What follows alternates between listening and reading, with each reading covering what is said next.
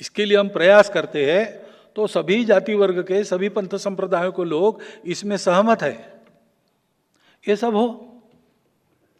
इस दृष्टि से जिसको आज की भाषा में आउटरीच कहते हैं, हम कहते हैं संपर्क, जीवंत संपर्क, मनुष्यों का मनुष्यों से मिलना,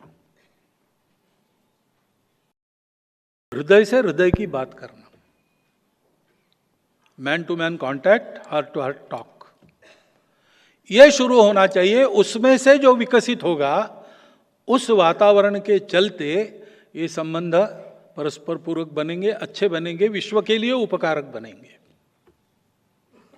इस दृष्टि से हम क्या कर सकते हैं, ये भी स्वयंसेवकों के मन में चलता है। अब ये सब करना है तो मुख्यतः जो भारतवर्ष आज है उसके समाज की गुणवत्ता काम करेगी, उसका जो चित्र दिखेगा। नहीं तो हम ये भाषण तो हम कर सकते हैं, लेकिन लोग कहेंगे आपके यहाँ क्या है, आपके यहाँ कैसा है। तो शुरू तो अपने घर से करनी पड़ेगी।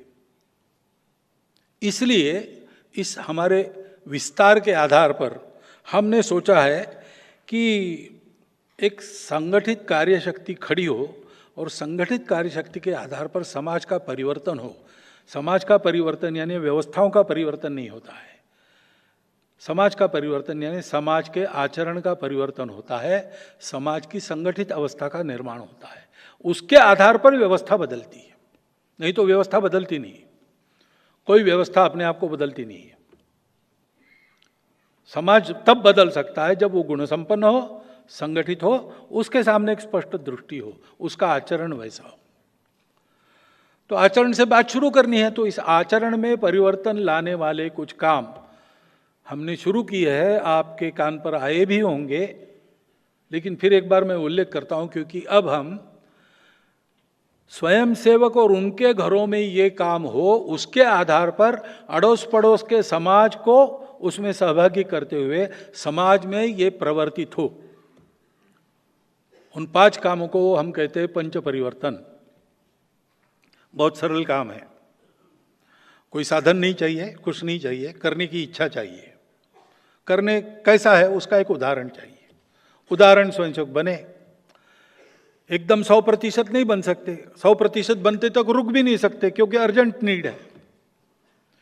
इसलिए स्वयंसेवक 5 कदम आगे जाए, आज है,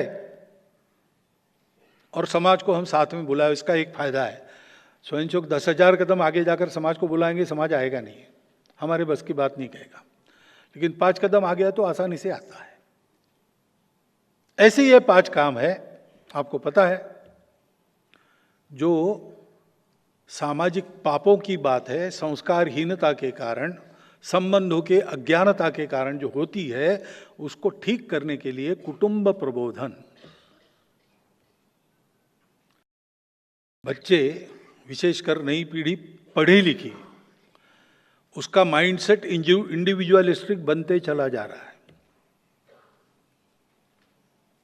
उसका मोबाइल क्या कर रहा है, वो मोबाइल में देखने के लिए परमिशन लेनी पड़ती है आजकल। ऐसा है, सब प्राइवेट रहता है। वो क्या कर रहा है वो बताता नहीं। हम पूछेंगे तो लिमिटेड बताता है, ज्यादा पूछेंगे तो उसको लगता है कि ये टायरनी है। जो उसको फीड किया गया है वैसा कर रहा है। अब ये संबंधहीनता की ओर जाने वाला रास्ता है, जिसके दुष्परिणाम हम देख रहे सर्वत्र। उसको ठीक करना है तो बचपन से अपने परिवार में उसको इसका ज्ञान होना चाहिए। और इसलिए परिवार के सब लोगों ने सप्ताह में एक बार बैठना, निश्चित समय पर घर पर रहना, श्रद्धानुसार भजन करना, घर में बनाया हुआ भोजन मीन मेघ निकाले बिना करना, और उसके बाद 3-4 घंटा गपशप करना। डिक्टेशन कुछ नहीं देना, गपशप करना। और उसमें हम कौन है, हमारे पूर्वज कौन थे, हमारी कुल रीति क्या है, अपने घर की रीति क्या है, क्या भद्र है, क्या अभद्र है, ये जो चलता आया है, उसमें आज के समय में क्या क्या टिक सकता है, क्या क्या हो सकता है, क्या क्या आवश्यक है, जो बदलना चाहिए वो क्या है, इसके आधार पर अपने घर में आज कैसा है उसको कैसा होना चाहिए, इसकी कुछ सहमति बनी तो उतनी बात को लागू करना। हर हफ्ते बैठना, सबने बैठना, दूध पीता बच्चा भी है, उसको कुछ समझ में नहीं आएगा, लेकिन वो वहां रहे। श्रवण संस्कार भी एक होता है। माता पिता में ध्यान नहीं रखना कि जो अपने को चाहिए वो होना है तो पहले खुद को वैसा बनना पड़ेगा। बच्चे इस चर्चा में प्रश्न पूछेंगे, उत्तर देने के लिए अपनी तैयारी चाहिए, लेकिन बैठना गपशप करना। दूसरी बात, अपना देश, अपना राष्ट्र, हमारा सबका मिलकर एक स्वत्व है, उसका परिचय, हमारे पूर्वजों के आदर्श क्या थे,